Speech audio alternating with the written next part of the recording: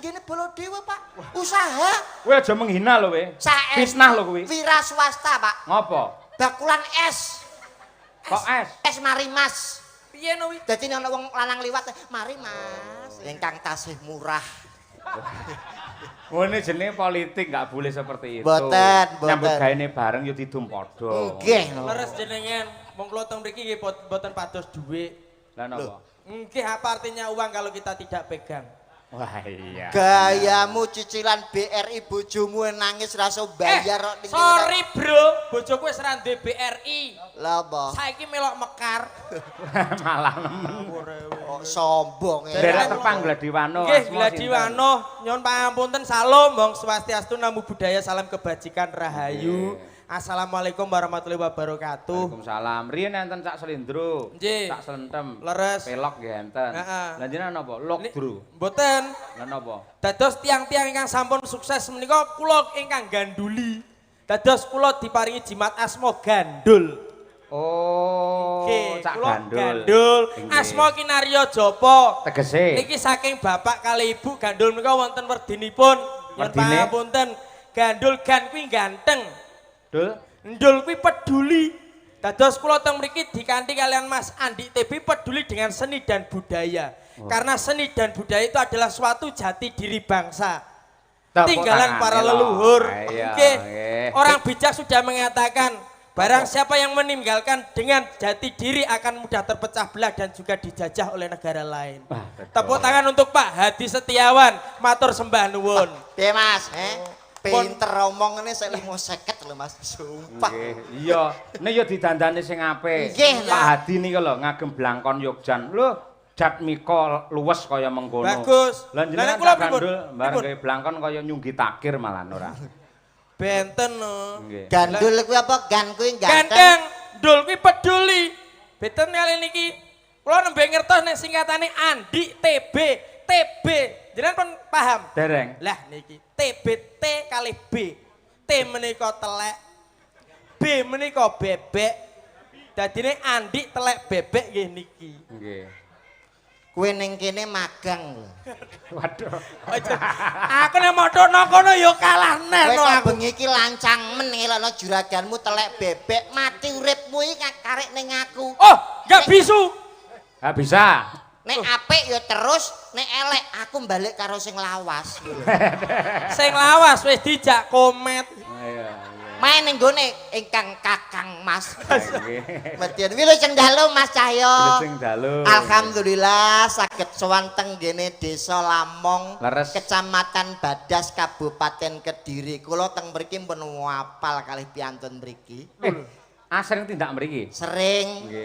kula nek menawi teng Kediri niku manggi rencang kula. Sinten? Lho. Kades lek apa? Lamong niki rencang kula. Masyaallah. Kanca Facebook Pak Harimau niku. Pak Haryono. Lah nggih Pak Haryono sing gagah kaya harimau. Nggih. Wah niku jadi kades pun 3 periode. Hebat. Kula niku nganti apal teng mriki niku sing dadi carike niku putranipun piyambak Bu Fisti. Oh, kok apal banget. Apal sing dadi modene niku Carik Muji. Dukun pijeke Carik Muji, modene Sugeng apal kula ni. Tempat rekreasine Banana 1000. Apa kuwi? Gang Sewu. Wah iya. Ngono yang dadak dicekani. Ngono dadak di Inggris nih sampean. Ben terkenal. Ora sampean karo Pak Lurah kok ketoke akrab no ada hubungan famili apa piye? Niku termasuk kula kalih Pak Haryono niku beda bapak. Beda bapak. Tapi liya ibu. Tunggal mbah aja-aja. Mboten. Tunggal Nabi Adam. Wah iya. Lho niku matur sembah nuwun. Wah kula wau mampir teng kene dandan teng Polindes. Wah luar biasa bangunannya apik, lampune padang jadi ngirano banyune belas. Lho lha kula ngurupke dhewe kok ngerti saklare teng pundi ngoten. Lho kula pipis teng mriku golek banyu rano terus kula mbeta obat.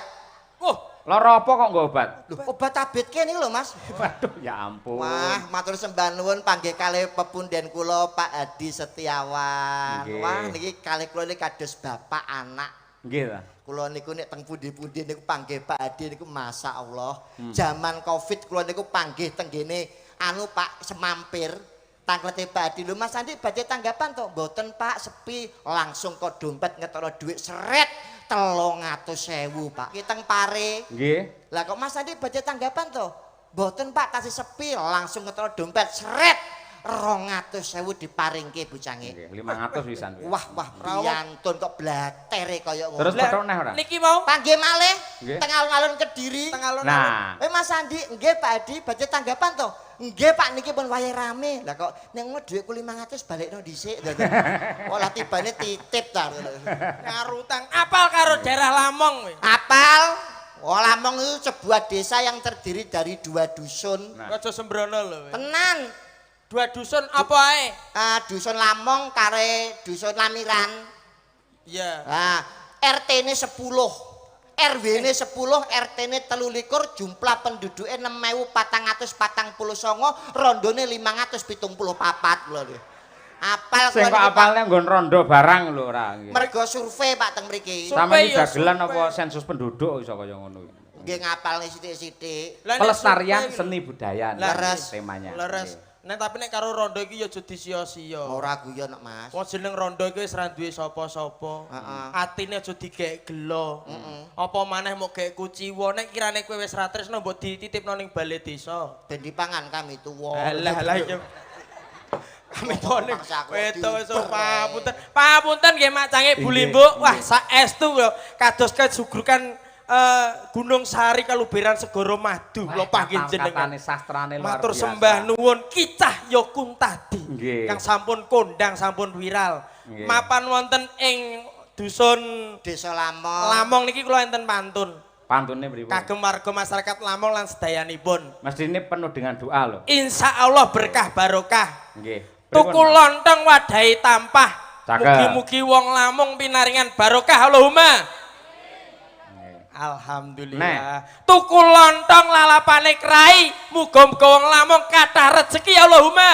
Amin. Masya Pisang kas. Allah. Yo, biji kas. Tuku lontong jangane semur. Muga-muga wong Lamong kabeh panjang umur Allahumma. Amin. Masya Selanjutnya Allah. Cak TB aja kalah. Istimewa. Pantunnya Ngono kayak apa? kuwi. Seniman ki harus dikelihatkan seni dan budayanya berkata-kata. Parikan no isone tuku lontong. Ketok nek arep ndongakno Lamong to. Ngepas Sing kreatif. Tuku kendi dicampur genteng. Cakep.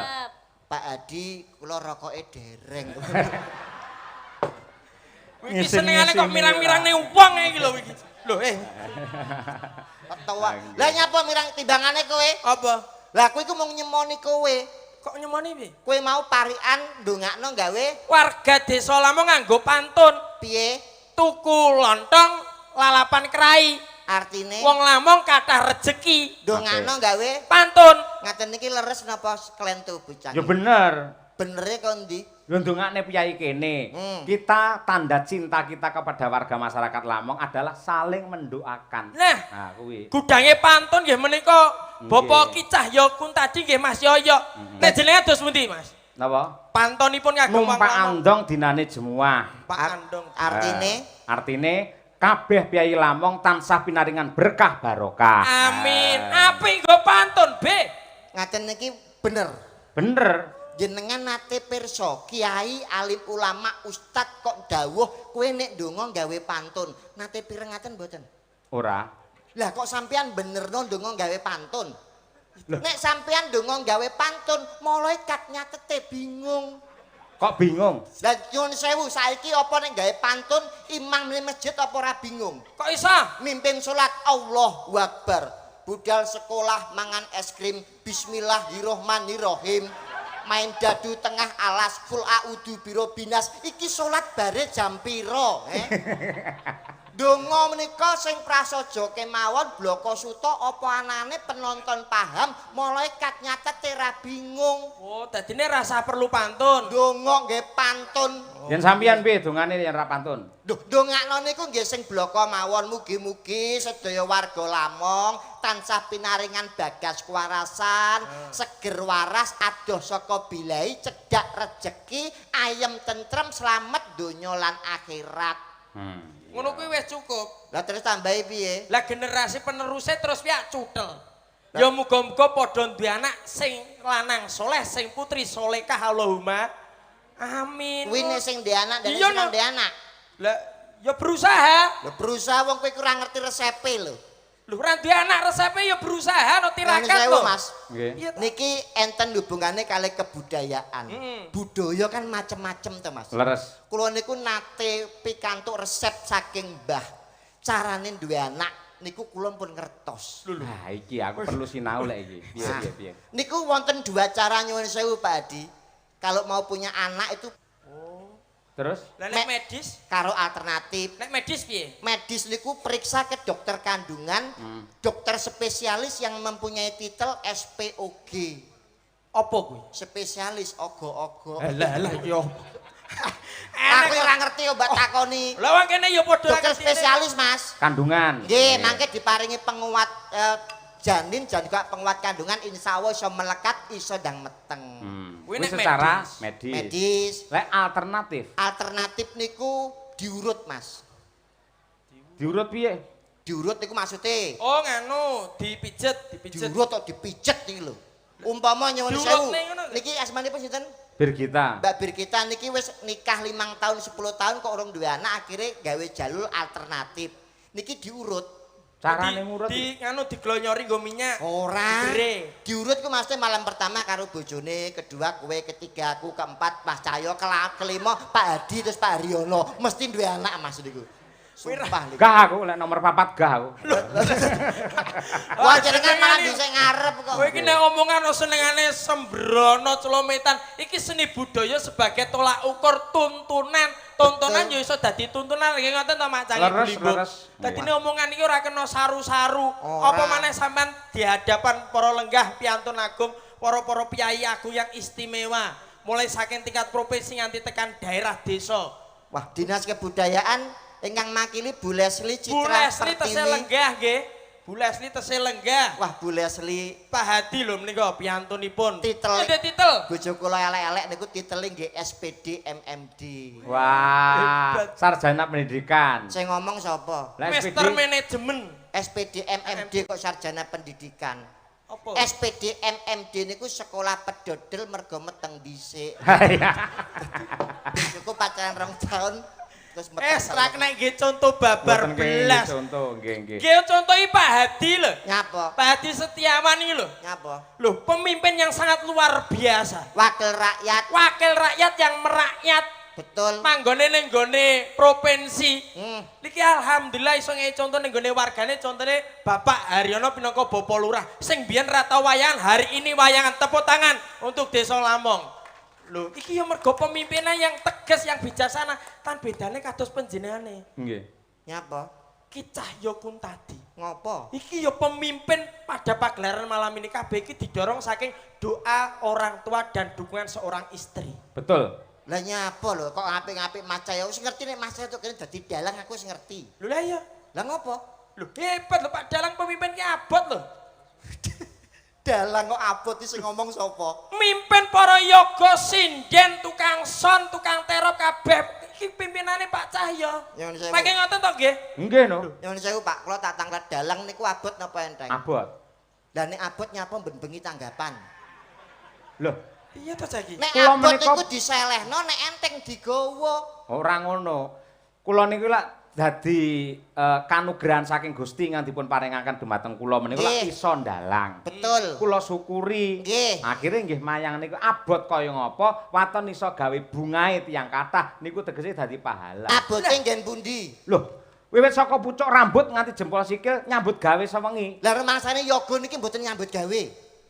Yoga niki nggih nyambut gawe, Pak. Ning enek sing kurang. Napa? Mripate padha nyambut gawe ya, yoga Nggih. kali dalang. Nggih. Kupinge ngrungokne. Nggih. Lambe penggirong kaya sing kaya kuwi kan enek ya. Nyuwara, nggih. Nyuwara gitu. Terus Ning yen pengrawit kakinya diam, yen dalang tukang jaipong niku sikile nggih obah, Pak. Nek ora dipenyet ngene iso bam bam bam, ora iso bem bem bem. Oh, Abote iya. nggih pundi? Jenengan dugi mriki nggawa debok ora? Ora. Lah nggih enteng. Wong teko rene ra usung-usung debok karek dok dok dok dok. Oh, 90 yuta. Dok dok dok dok. Oh, 100 yuta. Abot apa enteng? Ya abot tetepan mergo aku nggawa cerita. Aku ki sutradara atau pimpinan pertunjukan. dadi sukses utawa orane wong sak panggung gumantung dalange. Gawe cerita. Apal mboten? Apal. Enteng apal kok. Nek ra apal kuwi abot. Urung lek menyampaikan wejangan-wejangan petuah-petuah upamane satriya sing apik iku kudu sepi pamrih rame gawe seneng tetulung marang pepadaning urip men uripmu piguna tumrape nusa lan bangsa gawe kata-kata ngene kudu apal dibayar mboten dibayar ya enteng dibayar to Pak nek ora dibayar kudu mawa pangorbanan gandeng aku wis rekoso imbalan kebijaksanaan yang terbaik oleh Bapak Hadi Setiawan akhirnya aku didhawuhi mayang menghibur masyarakat Lamong judule napa niki wayangan no judule lakon Wahyu Katentreman jenengan iso nglakokne mboten ya iso enteng niku Pak kok ngeyel iku lho pamunten Mas Yoyo pamunten nek ra iso nglakokne bingung niku nembe abot ning Wahyu Katentreman iki versine akeh. Piye carane men iso beda-beda ngono kuwi. Saged mboten jenengan? Iki lakon iki beda karo sing wis-wis. Saged napa mboten? Ya genah iso tanggung jawabku. Ha yo enteng. Sampai kok ngeyel to, Pak? Sekedap kula belani niki. Ndik, Andi. Dalem. Kowe tau ngemut mercon bledos ning cangkemmu. Nesu jenengan iki. Lah sampean nyepelekake gaweane dalam. Mboten nyepelekne, Pak. Kowe arep bela apa? Engko sik to. Kowe iki lho ning ngene iki lho melok sapa? Melu sapa piye? Kok ora mikir ora sadar diri lho. Sadar diri. Omamu Tuban. Aku mbloro mok bel, mok kenake Mas Yoyo. Kowe teko kene iki lumantar Mas Yoyo pas dalan. Wis ngerti. Mati urip iki tergantung karo Pak Yoyo. Mok wirang-wirangke mok isen-isenke. Kok iso mati urip tergantung Mas Yoyo? Lho, nyekel bayarane sapa? Sing nyekel bayarane kene. Pak Yoyo lah yo, ngene nganti Pak Yoyo gelo kowe ora dibayar. Kene mek nyekel tok sing bayar iku Dinas Pariwisata Kebudayaan karo Pak Hadi. Ning diliwatne aku. Lah nggih cara tuku mobil jenengan niku makelar. Aduh. Kok sing ngeyel iki. Nggih napa mboten nyuwun sewu? Ora beda karo makelar beda. Lho, nyuwun sewu. Piye? Sing ngebel kula kan jenengan. Aku. Mas tanggal 22 wayangan ning gone Lamong Badas Kediri. Saged napa mboten tak. Saged kan iki Bang Mekar mung dilewati tok. Lho kok ngeyel. Lambene syukur jeblak aku ora trimo lek carane ngono kuwi. Ora trimo kula dereng menehi kok. Kowe tak kandhani sebenarnya ya, sebenarnya panitia EO itu telepon ke saya. Betul. Utusan saka Pak Hadi. Nggih. Pak Dalang komplit sak dagelane mangke pelawake sinten kula nderek kemawon. Leres. Lajeng kula usulke. Nggih. Dagelane Cak Andi TB. Lah upamane sing tak usulke dudu sampeyan, bengi iki sampeyan merongos ning omah. Ora mungkin. Lho kok ora mungkin? Mergo bengi iki sing nganggur karek aku tok. Liyane tuh tanggapan gelem ra gelem ya aku karenan. Sampeyan ra iso milih. Iya lek kuwi bener pancen. Arep pilih komet wis karo Mas Kangko. Iya. Jok Lutuk wis karo Pak Minto. Tak percil no. Lah percil tanggapan tenggene Pak Eko. Karek sisone sapa? Mondol. Heeh. Mondol karo Yudo. Oh iya. Sampeyan gelem ra gelem pilihane namung kula nggih napa mboten? Iya. Nah, mula gandeng kowe tak pilih ayo kita chemistry. Lah. Bersatu. Aja saling merendahkan martabat. Contohlah Bapak Hadi Setiawan. Piye? Nek kula ibaratke panjenengan iku dadi pamong. Pemimpin. Pamong. Lah iya. Perwakilan rakyat itu wakili rakyat bukan pemimpin tapi pamong teng kebudayaan. Nyuwun sewu kados Semar. Semar niku lak pamong to. Ora mung mamongi mimpin kawula cilik tapi juga pamonge para satriya Pandhawa. Padi nggih ngaten. Bukan hanya menyerap aspirasi masyarakat tapi juga mengawasi jalannya roda pemerintahan. Leres napa mboten? Leres. Saniki kula takon. Pripun? Punakawan ngertos mboten? Yo ngerti aku Dalang. Sinten mawon? Semar Gareng Pitur Bagong. Punakawan sing tugase abot dhewe sapa? Semar. Lho kok saged? Lah bapake mimpin dhek, mimpin anak-anake, mimpin wargane uga ngayomi karo para Pandhawa. Aduh, bener lho Bewi. Bengi iki Pak Hadi salah. Piye to? Nyuwun sewu Punakawan ngertos? Ngerti. Sing tugase abot dhewe sinten? Semar. Kok iso? Lah kuwi bapake Gareng Pitur Bagong nuturi karo anak-anake lan uga nuturi karo para Pandhawa. Aduh, aku isin karo Mbah Suklon Suwondo aku nek ngene carane iki. Aduh, jatuh martabatku. Kowe aja nyandak-nyandak bapakku ngopo teko bapakku barang. Semar ki abot lho. Ilmune jenengan aduh kurang jangkep oleh nyerep ingkang raka. Sampeyan ora ngerti wayang, lakon sing akeh magepan karo Punakawan, mesti Semar mbangun kayangan, Semar boyong, Semar mbangun jiwa. Biyen erane Pak Harto, Semar mbabar jati diri. Selalu Semar bangun niku abot. Abot. Punakawan sing tugase abot niku mboten Semar. Lah sapa? Bagong. Kok iso? Lho Bagong riwariwi Surabaya Tulungagung, Kediri Malang, nggawa penumpang ben bino ora tau sambat. Rena keprondasmu kowe. Kok jenengan nesu niku Wih, pripun? bis. Lah jenenge bis napa? Bagong. Apa eneng bis Semar? Kok ngeyel niku lho mesti. Bacok sisan lho. Apa Bagong iku? Dalang kok padake kaya bis iki lho. Ning Ponokawan sing sugih dhewe sapa? Punakawan sing sugih dhewe Prabu Puntadewa. Punakawan. Punakawan iki Semar Petro Bagong Gareng. Nggih anu to, Gareng anak mbarep masih sugih. Ora iso. Ya sing sugih si dhewe sinten? Semar. Lah kok saged? Duwe itu. Kresna iso tinggal arisan piring sepi. Ora ngerti to? Ora ngerti. Wayang sing omahe rame dhewe niku Baladewa. Kok iso? Oh Baladewa saiki barangnya ayu-ayu kabeh, Pak. Cah cilik-cilik wah tenan rame lampune kelip-kelip. Lambemu menengo. Padi biasa kalih mboten percaya kalih kula teng Iki omongan kok sak enake dhewe lho. Baladewa rawame Pak Kras saiki, Pak. Banana Wantosene kalah, Pak. Kuwi ra kok koyo Lho, nek mboten percaya jenengan tanglet iki lho.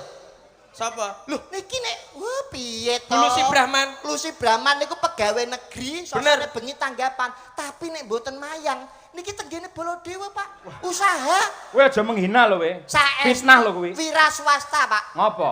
Bakulan es. Kok es? Es mari Mas. Piye no wi? Dadi nek ana wong lanang liwat, mari Mas. Mari Mas karo jas jus. Sik, jumeneng Mbak Lucy, sampean kudune seorang wanita harus bisa memperjuangkan emansipasi wanita. Coba kaya apa? Ayo. Duduk, duduk.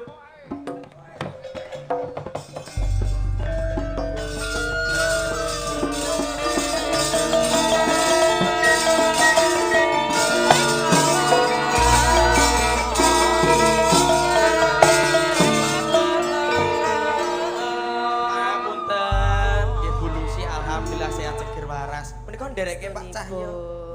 Wilujeng dalu Bapak Dalang Ki Cahyo Kuntadi. Sugeng dalu Mbak Lucy. Alhamdulillah langgih pinaringan sehat to ya. Pangestu panjenengan tansah pinaringan sehat walafiat. Alhamdulillah lantaran panjenengan kula saged sowan wonten riki matur sembah nuwun rezekinipun. Sing sae jenengan niku. Oh, sinten to? Andi Tebet. Ngelokne jenengan Marimas ngono mau. Luwak niki ta? Luwak. Kok luwak piye to? Lah kok mboten luwake pripun wong lintune putih-putih kek raine kaya gemuk. Ireng ya ben. Penting gak pinter. Nyuwun pangapunten sing rawuh menika wah. Menika para pimpinan-pimpinan daerah yang luar biasa. Ingkang saged menyatu dengan masyarakat. Kagem contoh menika Bapak Hadi Setiawan. Bapak Hadi Setiawan, piyayine sampun karismatik. Manunggale piyayine kawula Gusti. sabar manunggale kawula Gusti. Saged kagem dados contoh masyarakat. Alhamdulillah, syukur. Klebet Pak Lurah Lamong nggih mekaten. Lebet Pak Lurah Lamong, Ibu Kepala Bidang Kebudayaan Pariwisata inggih rawuh keluarga besar Dinas Pariwisata Provinsi Jawa Timur, Dinas Pariwisata Kabupaten Kediri khususipun Bapak. Raiku ditabrak bis Bagong. Nyuwun pangapunten leres atur panjenengan menika. Kula wau kok selenting-selenting kok mireng mboten tek penak ten kuping napa? Kula ngendikane napa wau gremo. Jenengan teng Baladewa ngoten. Jare jenengan teng mriku senengane parikan kian. Tanjung Perak kapale kobong. Tanjung Perak kapale kobong. Monggo pinarak kamare kosong ngoten niku. Terus aku liwat karo jawab. Nggih. Tuku duku kaketan lengo. Mangke kula mriku kali Pak Haryono. Pak Lurah bering kok jak lho Mas. Pak Lurah kira tau survei. Nggih. Mboten kanu guyon kula niku ngertos elek-elek ngaten iki ditelebat lho Mas. Kok elek-elek piyayine cantik kok elek-elek. Nggih, cara ibarate Kok kaya rupamu bagus-bagus cara nek cerita Kediri sing kondang niku Panji Asmara Bangun kalian Dewi Sekar Gadung Indonesia. Sekar Taji. Katasi. Nggih. Nggih, titele Lucy Brahman SH. Sarjana hukum. Boten Son Horek. Iya ngebungi gundulmu kuwi. Apa kowe? Nesu wew nesu. Sampai aku ning kene iku teko iku aja nesu. Lah ket mau pirang boro ki ngalembono lho.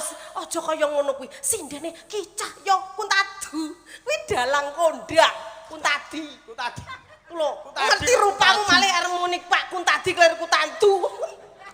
Gila. Mas. Apa? Kuntadi ambune ngene iki to. Ora enak kuntadine. Lha karma sing kok tampa kok. Sik to jane wis arep Lah minta nyenek maaf. yo lek nyenek nyun sewu. Lho, wangi to? Ambune apa? Ya, ambune anu tok iwak pitik aku remang iwak pitik ya. Iya, iki lho wangi awakmu lho. Lho, wangi to? Oh, iya. Mambu. Sinden saiki ki ora enek sing mambu. Kabeh kuwi pramuka. Facial ku lho, gawe krem sing larang. Alah gawe krim karo bojoku ya ora ana apa-apane. Kowe lagi skincare nyuwun sewu elek-elek bojoku nek kemu iki gawe banyu aqua. Teng gleleng men. Loh, saya itu menjaga kebersihan, Pak. Nek adus iku ndamel sprit. Raupe mawon Fanta. Cawi niku lho ndamel ale-ale, Pak. Nek pirang-pirang dino bokonge direbung semut. Oh, tapi lewegi, Pak. Ora percaya, Bu Kesi. Genjeng ndamel ale-ale iki. Mas Cahyo mesti seneng Mas. Lewegi, Mas. Ora sudi. Sembrono iki lho. Lah ndamel napa? Ora banyu biasa ora. Lah, biar rasanya ra ono. Wis sabar, dino disepele gak apa-apa bulusi. Sampeyan jare abape mambu, aku duwe cara ben abape ra mambu. Ora enek apa? Dinget. Ora ono. Sinden kuwi sing mambu kabeh cis ambune lenga wangi.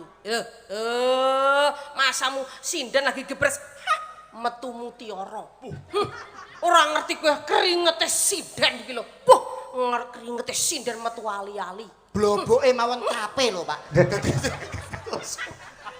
Gebres kok metu mutiara iki dadi Lho, apa? sinden masa kini kok. Apa ya kebakcut to keringet kok minyak wangi. Mbok disesuaikan contohlah Bu. Sinten ku? Yo, saka aja Bu didutoi. Citra Pertiwi. Bu Leslie, Bu Leslie Asma Kinarwa Japa. Leslie, Les niku saking ibu, Li saka bapak. Wis. Aja sampe kleru ngatekne lho. Kok ya kok ora ngertekno nderek ning ibu engko. Ora sungkan karo Bu Leslie kok sombonge kaya ngono. Loh, Ibu Leslie loh. Sekarang membuktikan bahwasanya zamannya emansipasi wanita Nah, ya ta? betul. Seorang wanita juga bisa menjadi sosok pimpinan gak kalah mbek wong lanang. Kok mbok padakne mambu. Wah, tangane sak gedang nek amper larang-larangmu. Wis sampe pelek. Ngono kuwi dengere wong wadon ki ya rasa. Ya ora iso, kok iso. Kita itu di derajatnya di bawah laki-laki, manip lelaki itu adalah presiden rumah tangga. Leres mboten, Mas? Heeh, bener. Pinter ya Mas, rupane kaya Jen Ritek ya iso. Wa in sakartum apa Mas? Iki lho pokoke. Wajiban aku bala ing kapartum ina ada bila sadik. Syukur sementing ku syukur, aja kok maido karo wong lanang. Wong lanang nyambut gawe rina wengi gawe sapa? Wong wedok. Paham apa ora kowe iku? Lah kuwi ya wong lanang ya sing syukur karo wong wadon. Masya wong wadon kuwi gedine sak cakruk. Lek wong wadon kuwi dadi bojomu kudu mbok alembono ngono. Golek sing kuru nyapu rabi golek selemu. Piye to iki? Lah Mas aku mbiyen ya kuru. Kuru. Piye potonganmu kok celengan Semar lho. Kowe ora ngerti Bapak Hadi karo Ibu iku lek pengen golek bintang tamu terseksi sak Jawa Timur ngono ku lho. Yo makane undang Lucy Brahman. Nggih. Ngono. Tak yo sinden bergitai bodine kok gitar Spanyol. Sik kalah langsing karo aku. Alah lah potonganmu kaya sepeda motor NMAX ngono kok. Apa? Anggere enak terus meke-meke. Wong kok iso Sik, Mas. Kok sing rukun Nggih. geno to jane kok sok. Nyelani riyen nggih. Nggih. Menika wonten awala kepada Ki Cahya Kuntadi dipentas. Saya adalah fan berat wayang Purwa khususipun Ki Sukuron Suwondo rumiyin. Nggih, dengan ini saya minta tembang atau gending antara lain Sri Huning, Kembang Kopi Nyidam Sari. Wah, iki. Nggih, sik sisingkah sisan. Nggih. Nggih, sing maca sampean B. Ki rada ruwet ya tulisane. Nggih. Sugeng dalu Mak Cangik, kula penggemar wayang kulit siapapun dalangnya. Kula badhe nyuwun gendeng Gending. Oh, aksara Jawa niku nek ilang wulune ora iso muni iki. Lah kudune. Dikeki wulu. Endi wulune? Masa digubut nek rambut. Bol timbul. Kendang to. Tak lho, kok malah ngeslot. Adake kowe ora. Tak kei wulu sih. Baleni. Kula nyuwun gendeng, alah ceblok tak kei sing akeh ya, Pak. Jawa kono ulu sing akeh. Lani. Kula nyuwun diwut. Kakean. Kula badhe nyuwun gending gubuk asmara sesideman. Oh nggih. Matur suwun saking kula Bung Sam, Pak. Bung Sam. Nggih. Sangat menjiwai. Anu pau sriuning riyen. Niki Bu, enten sriuning. Sriuning. Niki kersane rukun anu Mas Yoyo. Pripun? Diketoprake mawon. Oh, siap. Kersane ketinggal rukunipun. Nggih. Ya kowe siap ora wong Tuban lho? Ya siap. Lakone sriuning ya. Sriuning. Nggih. Oke. Kowe dadi Sriuning. Oh iya. Dadi Sriuninge kowe. Kowe iso apa ora? Halo. Lah kok malah ning kono lho? Lapo? Kowe dadi Wiratmaya. Lho, iso Wiratmaya kok. Lakone apa iki? Sriuning. Dadi sriuning sapa? Kene. Mau. Lho. Aku ya sudi. Nyapa? Wiratmaya rupane kamu kaya wedhus. Kok gekerne yo. Iki tak toprakne ben rukun chemistry-ne ben pethuk. Manut karo sutradarane, Cak Gandul Iya sutradara. to. Kene Sriuninge, kowe Wiratmaya, tekomu keri kene ben rasan-rasan ben udarasa. Oh ngono. Ning gone Taman Kaputren. Heeh. Pun ngertos? Hah. Ndi? Iya. Nek ngomong rada banter ki budek. Sriuning ning gone taman iki udarasa. Udah. Kok udah iki piye ta, Be? Udah rasa. Layak kok bener nek germo. Ngene lho, kowe rasan-rasan ning Taman Kaputren terus aku teko. Iya. Begitu aku teko terus kowe ngrangkul aku, ngambung aku, tapi aku tok gelem. Ora ngono. Sing wibawa ora gelem entok-entok. Ora ngono kok iso. Todongane ana, todongane. Ya, Mas. Nah, todongane. Bersama ketoprak Sabta Mandala. Sampean. Dirasane ngeten. Hop. Ya, aku angen-angen ya. Kowe siap-siap. Ya. Mengko nek kono wis angen-angen kowe langsung teko. Bisa Sriuning. Eling-eling. Ya. Apa bisa aku sesandingan karo Bisa, Kang Mas Sriuning. Kosek. Aku ora pengen metu. Kene ben angen omong-omong dhisik apa bisa ya aku sesandingan karo Kang Mas Wiratmaya. Kok nek kene wis rampung kowe anggek muni bisa Sriuning ngono. Ya. Wiratmaya. Ning alam donya iki ora ana wong liya ning atiku kejaba Kang Mas Wiratmaya. Yo, Wiratmaya. Ning endi to Kang Mas Wiratmaya? Kok gak teko-teko to ya? Mendah kene bungai rasa atiku. Wiratmaya! Wayam. Bisa, Yai. Ono. Rene lho marahe.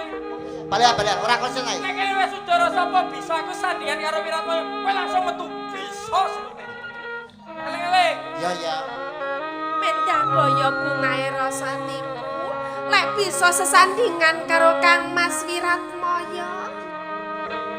Bisa, Yai.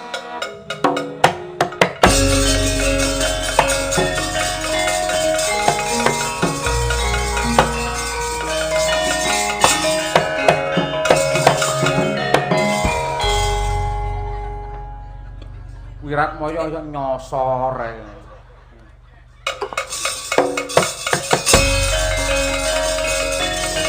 Diajeng Sriuning.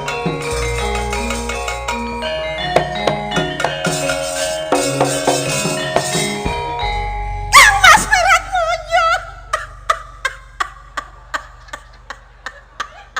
Diajeng Sriuning. Ora nyono ora ngira. Kok kelakon sesandingan karo Kang Mas Wiratmaya. Aku ketoke salah kamar gitu. Sakek bungae lho. Bungae ngageti Wiratmaya kok mosok. Lah kok enek Wiratmaya Sriuning iku sing ayu, sing alus. Lek Wiratmayane kaya Pak Dalang ganteng lho Wiratmaya mripate becik, mosok blangkone mendelep kok sing apik. Ya kudu diterimani iki ya padha. Gak kok malah genteni mondol iki piye to iki. Lakone Diajeng Sriuning. Tak sengaja teko. Wah, action sih. Ning papan kene aku lakon sowan oleh Taman Kaputren Diajeng.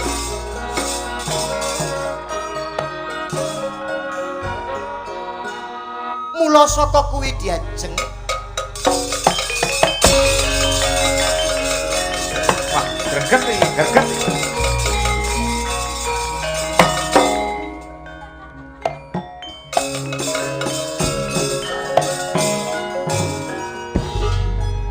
Diajeng Sri Uning, tak sengaja teka ning papan kene. Men urip, pakeliramu men urip. Kira Kangenku.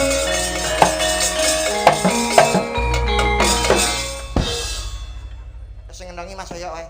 Ganggu wis. Mas sing apik Mas nggih. iya, ambiyen kulino siswa budaya. Wah nggih. Trotok terus. Sri Uning urung nyauri barang kok. Mas. Nah, iki lho rungokno kentongan kayak ngene iki. Aku tak malu belajar. Tak tok. Kang Mas Wiratmoyo. Diajeng Sri Uning.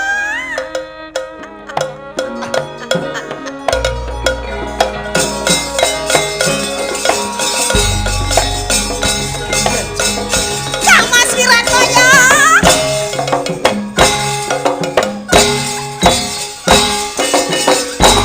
Ngene lho, kentongane ngene iki. Oke, Pak De. Walah telek. Mosok tumon Wiratmoyo karo Sri Uning kok terus woyo-woyo iki. Ganti lah apa kalau. Mboten sah iki. Aku salah Yo terus. kleru kabeh to. Sing Piye pas to apa contone piye sing Aku sing ngentongi. Tuk tuk tuk tuk Iya. tuk tuk.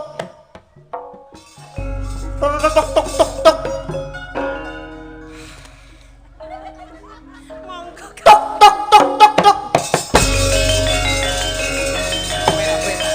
Kang Mas Wiratmoyo. Tuk tuk.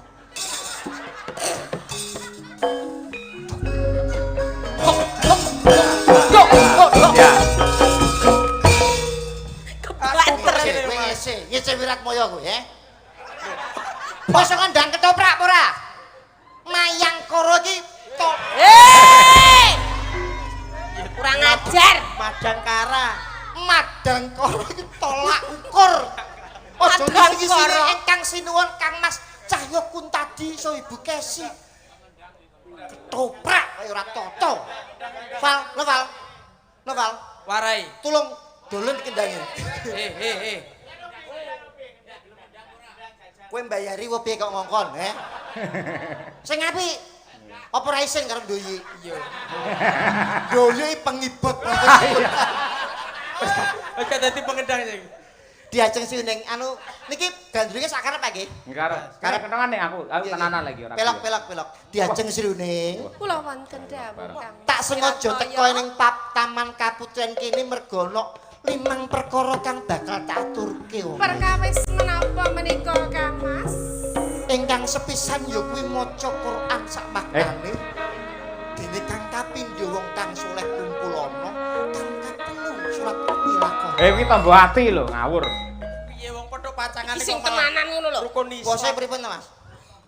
Aku kangen kelawan sliramu. Mosok lanang karo lanang kangen.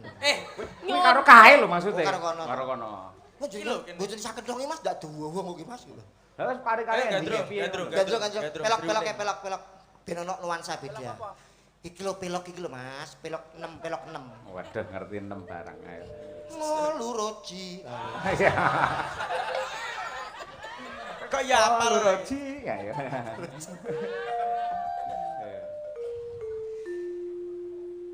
Pelok ya. Lagu ora pelok kok. Ora sing gone Anoman Obong. Anoman Obong niku Mas Asmara Dono nggih. Dono. Taritane. Piye? Gelem gelem. Duh, tibone I. Gelem kowe tak rabi. Nah, tibone I. Diajeng Sri Uning. Waton aja njaluk bondo.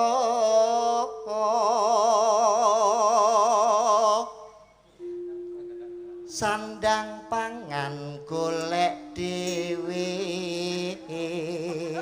Lanang piye? Kok panas atiku. Aku ngeslot bandanono. Oh wedoan sobek aku ki ndek bojo kaya lutung. Aku turu kelonono.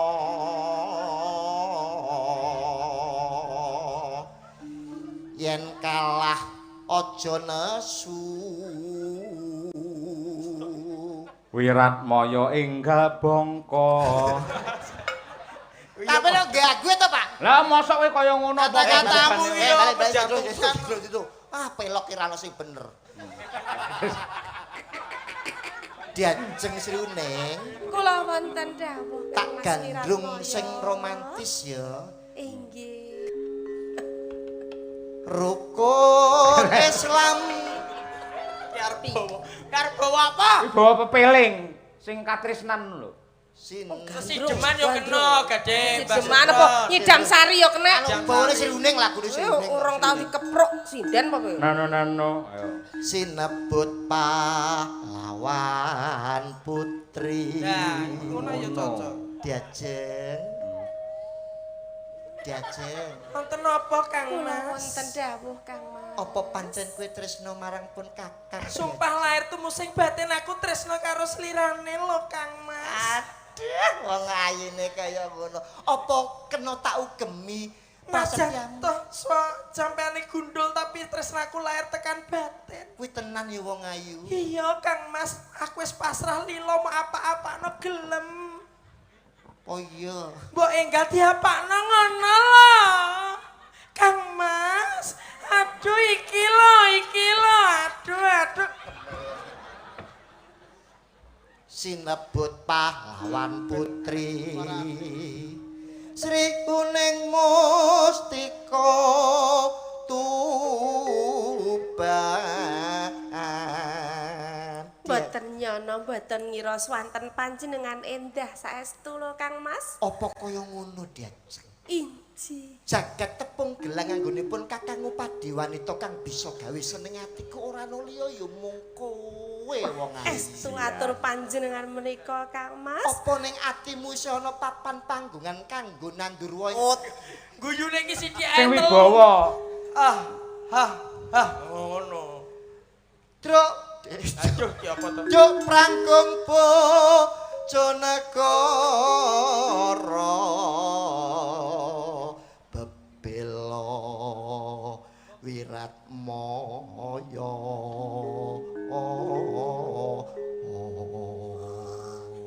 Upama kowe kelakon dadi karo aku kowe nyuwun apa Diajeng? Kula nyuwun ditumbaske mobil to Kang Mas. Mobil? Nggih. Apa ya kelakon Diajeng? Aku rene umpamane kok ya. Aku rene ngebes bakon tuku mobil duwe sapa? Wiratmaya sing sembodo. Lah pripun upami jenengan? Ayo. Kowe cara Kang Mas Wiratmaya, Kepiye, benjing wong ayu? lek bebrayan kula jenengan pundhutaken mobil nggih Kang Mas. Aja kok mung mobil, nadyan kowe njaluk mudune lintang lan rembulan tak rangkul kanggo kowe. Estu atur panjenengan menika Kang Mas. Ya ngono bungah. Diajeng Sri Uning. Apa? Entuk kowe gelem dhawuh karo aku kowe nyuwun apa? Mobil ambulan. Tenanan to tenanan sing apik nyuwun apa Diajeng? Ya paling rambut turuti. Tak turut nyuwun apa sih? Gelak. Nyuwun apa? Ambulan ki mayit kowe kuwi tak. Aja nesu to. Gelak. Kowe nyuwun apa sayang? Tenan apa ora iki? Tenan. Kowe nyuwun apa? Kula nyuwun Mobil. Mobil. Inggih, Tenan Kang kuwi. Mas. Inggih. Yo gampang, ben didukokno dalange Diajeng ya. Iki mau gelem nukokno. kaya ngono. Berkorban buat teman iku sah, Pak. Sah telek. Kula pengen dipundhukne daharan sing weca. Dahar. Ini, Mam. Mangan Roti. Kuwi roti. iki lho. Wis ora sah. Sida. Gen mundhuk ya? Wis ora sida. Nyilek sik ya. Tak tukokno. Wala lanang Kuwi kere. anakku lho kuwi. Napa? Anakku kuwi. Alah, putane jenengan. Ha. Wis kebeneran ya, kok njaluk ijol pake ya. Ya. Duh. Gak usah. Ora. Barang Apa kowe colongan. gak seneng karo ambuku? Apa aku kurang wangi? Ngomong ngono Diajeng. Upama besok Diajeng. Kuwi jane uang apa Bacon. Aedis Aegypti ora. Ayo. Iki apa? Ambune yo wangi ya. Terus Dok prangkung pun negara bebela Wiratmaya.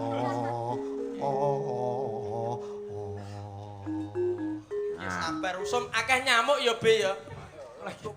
Wekasan Sri Huning gugur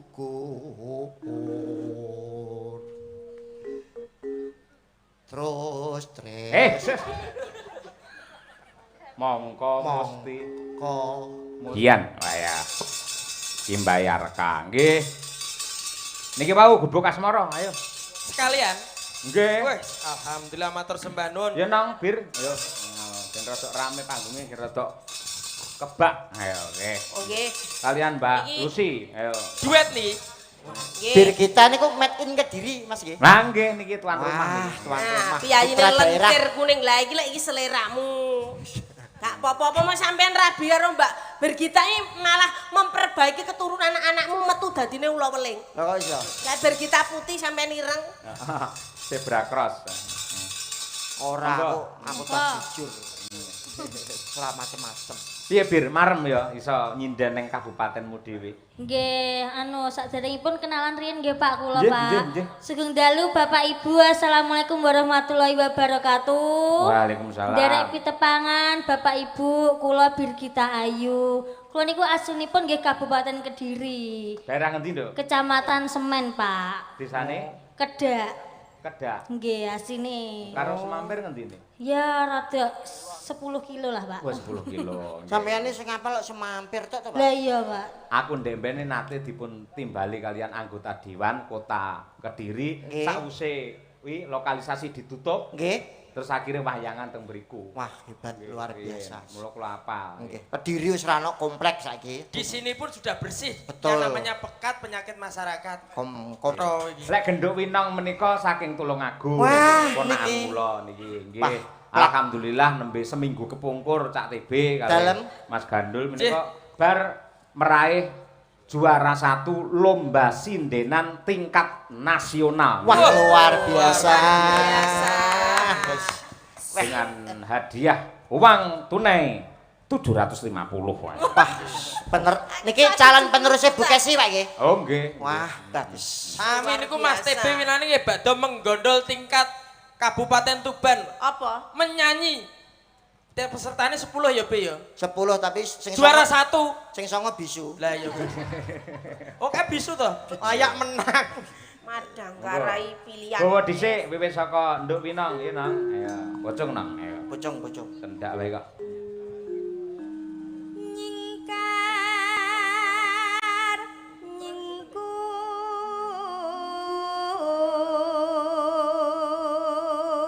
nyingkur.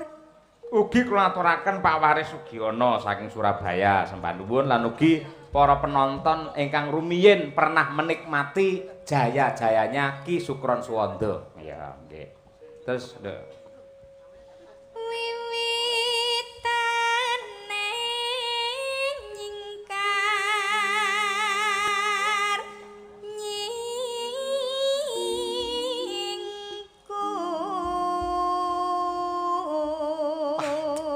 nyingkur.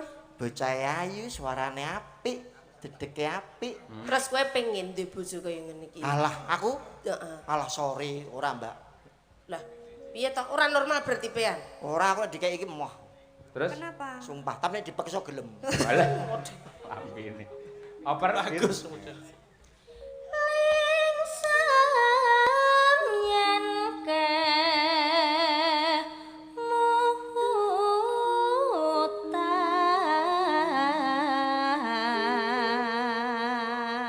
Piye Mas Andi?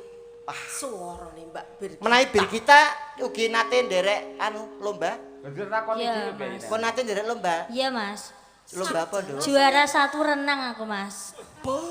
Tenan. Hubungannya apa penyanyi kok karo renang lho? Loh, renang ki mengolah pernafasan Oh no. iya bener. Pernapasan perut jadi ya. Bojomu kan tau melu lomba renang. Lomba ora bojoku riyen Pak lomba elek-elek tahu menang melok lomba Melayu untuk TV, Pak. Alhamdulillah. Elok lho kuwi hadiah TV ngono maksudnya. Nggih, Juara lomba siji. Melayu untuk TV. Jam piro kuwi? Jam 12 bengi, Pak. Pesertane telu. Sopo ae? Bojoku, polisi karo sing duwe TV. Wah, sik to. Kok modelnya bojomu kaya maling to? Maling ora Maling kok bangga ya lho rumah sakit. Ya salah ringkas piye. Lelampahan kang